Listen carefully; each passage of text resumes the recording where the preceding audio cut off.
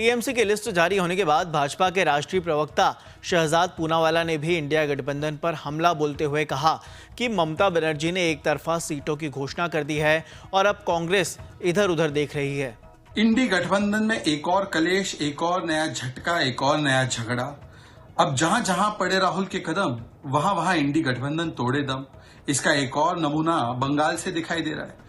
देखिए किस प्रकार से पश्चिम बंगाल में तृणमूल कांग्रेस ममता दीदी ने यूनिलैटरली सारी सीटों पर अपने प्रत्याशी घोषित कर दिए और कांग्रेस धरी की धरी बैठी रह गई, बोलती रह गई कि हमारे साथ चर्चा कीजिए। पहले भी ममता बनर्जी ने कहा था कि 2 सीट मिलेगी, लेना है तो लो वरना जाओ, 40 सीटें तुम्हारी देश भर में नहीं आने वाली है।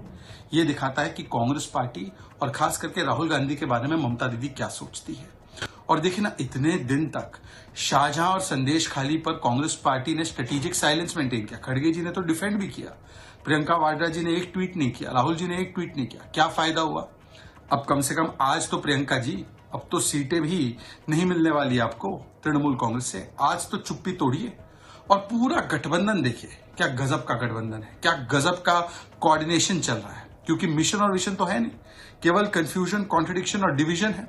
इसलिए केरल से सीटें घोषित हो जाती है, वायनाड बोलते खाली कर दो। महाराष्ट्र में कांग्रेस को कहा जाता है जीरो पार्टी है। पंजाब में भगवंत मान कहते हैं एक थी कांग्रेस।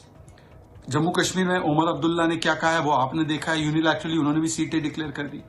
और अब बंगाल में भी यूनिलैटरल डिसीजन ले लिया गया है। और पहले तो ममता दीदी ने कहा था कांग्रेस की 2 सीटें लेनी है तो लो, वरना आपको तो 40 सीटें भी देश भर में नहीं आने वाली। यही है इनका गठबंधन। नो मिशन, नो विजन, केवल confusion, contradiction, politics of obsession with Modi. Modi ji को गाली दो और डिवीजन वाले कार्ड खेलो।